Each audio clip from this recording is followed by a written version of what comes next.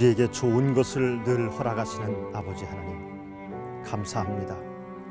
하나님의 은혜 때문에 오늘도 복된 하루를 열게 되었습니다. 주의 성령님께서 오늘도 주장하시고 인도하시는 은혜의 날이 될 줄로 믿습니다. 하나님, 우리는 늘 하나님께 좋은 것 얻기를 기대합니다. 그러면서도 내가 왜 좋은 것을 얻어야 하는지에 대해서 그 목적을 잊은 채 살 때가 많습니다. 주님, 오늘 이 아침에 주께 기도합니다. 주님은 우리에게 최상의 것을 선물해 주실 것입니다. 그러나 우리로 하여금 왜 이 최상의 것을 하나님이 주시는지에 대한 거룩한 목적을 발견하는 시간이 되게 하여 주옵소서. 오늘 하루도 주의 성령님의 인도하심을 받는 순종의 날이 되기를 원하와서 예수님 이름으로 간절히 기도드리옵나이다. 아멘.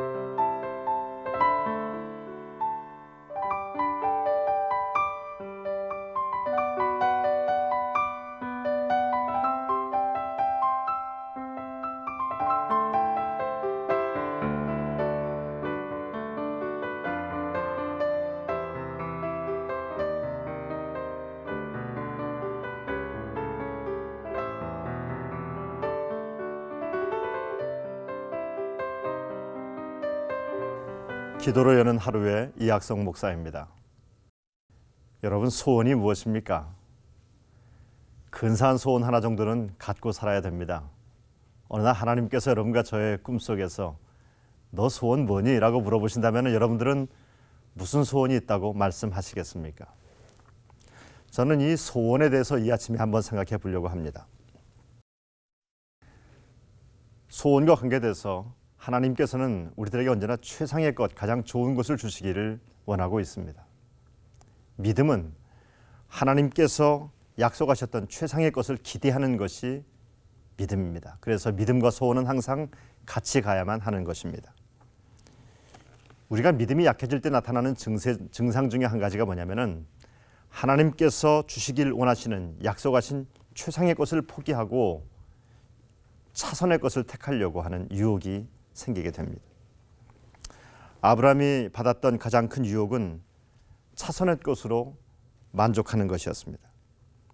하나님은 약해진 아브라함의 믿음을 강하게 하기 위해서 밖으로 이끌고 나가서 하늘의 뭇별을 보게 하셨습니다. 그리고 너의 자손들이 이와 같이 될 것이라고 말씀하셨습니다. 하나님이 약속하신 것을 그려보며 기다리며 기대하며 살라고 말씀하시는 겁니다. 아브라함이 하나님의 이끌림을 받고 뭇별을 셀 때 얼마나 설렜을까요? 그 뭇별들 하나하나가 자기 후손의 얼굴들로 이렇게 마음속에 그려져 나타나게 됐을 것입니다. 수많은 자손들을 그려보면서 뭇별을 바라보는 아브라함의 모습을 오늘 성경을 통해서 우리가 보게 됩니다. 하나님은 아브라함을 축복하십니다. 아브라함이 여호와를 믿으니 여호와께서 이를 그의 의로 여기시고 라고 성경은 말씀하고 있습니다. 사탄은 우리에게 항상 짝퉁을 갖다 줍니다. 차선책을 최고인 것처럼 위장해서 우리에게 가져다 줍니다. 그러나 하나님은 우리가 차선의 것으로 만족하는 삶을 살기를 하나님은 원치 않습니다. 사탄은 살아계신 하나님을 대신해서 우상을 만들게 하고 대체용품을 만들게 했던 겁니다. 그리고 사람들에게 우상에게 절하게 하고 우상을 신뢰하게 만들었습니다. 사실 한때 아브라함도 그런 삶을 살았지요. 그러나 아브라함은 참되신 하나님을 만났습니다. 그리고 우상을 버리고 사탄이 하나님을 대신해서 가져다 준 차선책을 버리고 하나님이 허락하신 최상의 것을 기대하며 살았습니다. 아브라함의 문제, 자식의 문제였는데 순간순간마다 이 자식 없으면 얼마나 고독했겠습니까? 현실적인 문제였습니다. 눈에 보이는 문제였습니다. 그래서 어느 날 아브라함은 차선의 것에 유혹을 받게 됩니다. 엘리에셀이 바로 그런 존재였습니다. 믿음이 약해지니까 자기의 종이었던 엘리에셀로 자기 아들처럼 삼아서 그렇게 한번 살고 싶었던 것입니다. 하나님은 이런 아브라함을 믿음이 약해질 때마다 항상 최상의 것으로 도전시키시고 최상의 것을 기대게 하셨습니다. 하나님의 사람의 실력은 하나님을 신뢰하는 것에 실력이 있습니다.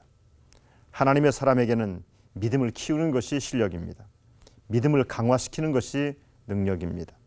그 비밀은 말씀을 듣는 데 있습니다. 그래서 사도 바울은 로마서 10장 17절에서 말씀합니다. 그러므로 믿음은 들음에서 나며 들음은 그리스도의 말씀으로 말미암는다고 말씀하셨습니다.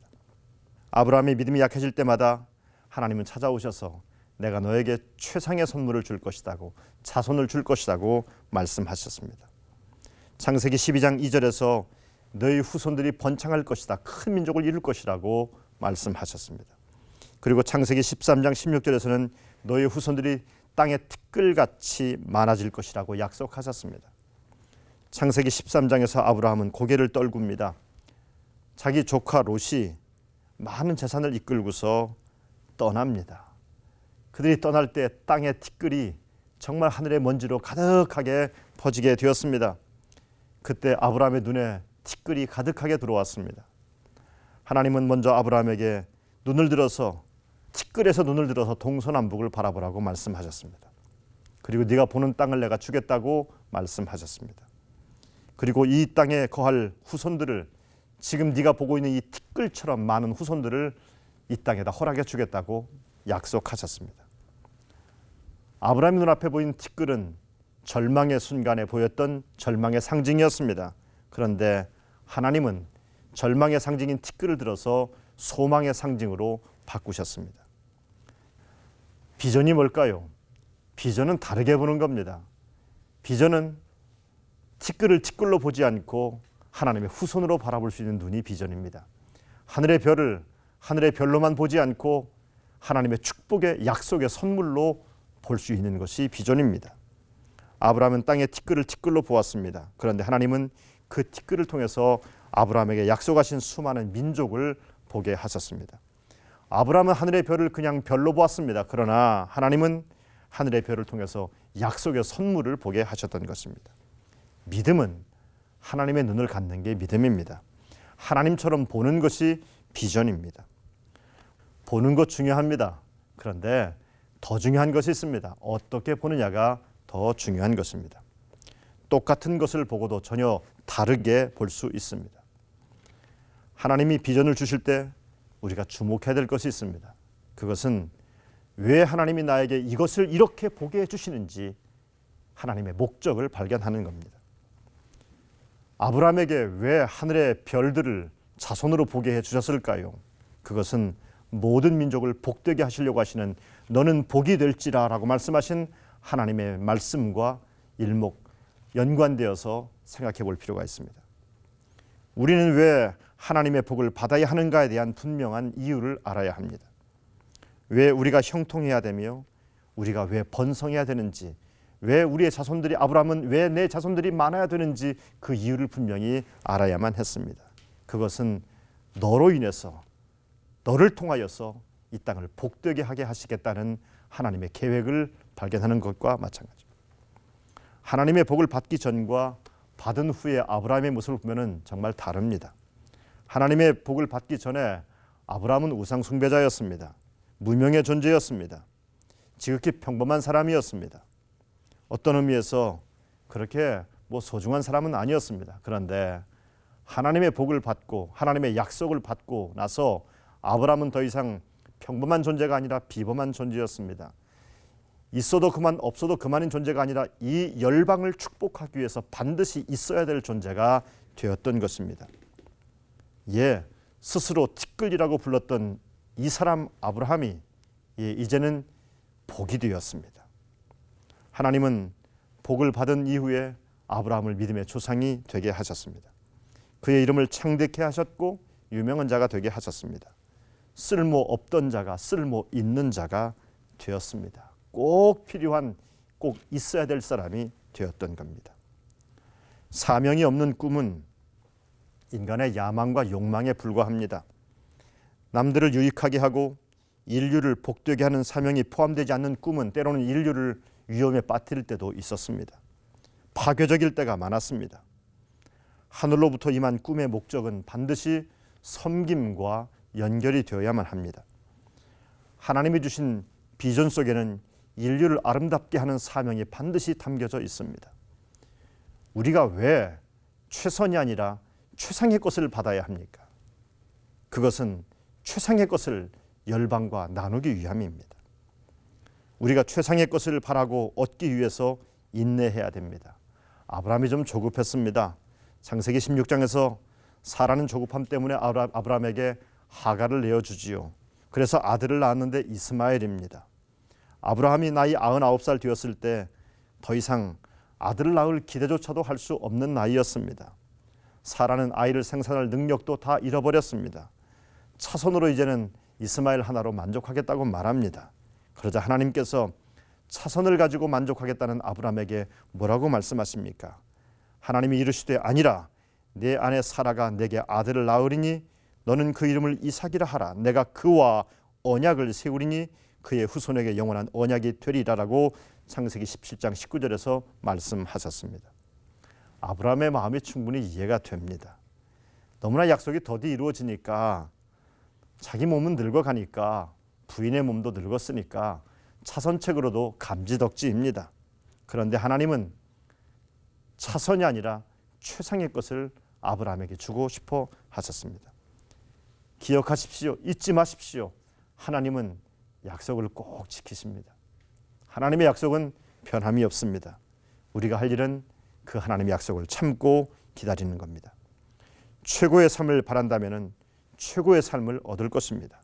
하나님은 우리가 최선의 것으로 만족하지 않고 최상의 것을 받아 누리며 이 최상의 것을 열방과 이웃과 나누기를, 그렇게 섬기기를, 축복의 통로가 되기를 하나님은 원하고 있습니다.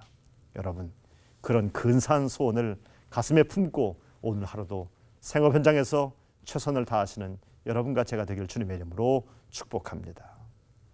이제 들으신 말씀을 생각하면서 함께 기도하겠습니다.